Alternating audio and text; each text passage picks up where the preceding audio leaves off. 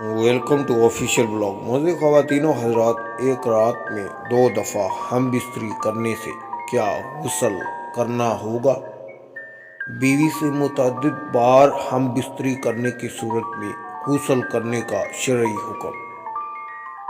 میرے محترم بھائی نے کامنٹس میں سوال کیا ہے، اگر شادی شدہ شخص ایک رات میں کئی بار اپنی بیوی سے جماع کرے تو کیا ہر مرتبہ غسل کرنا ضروری ہے؟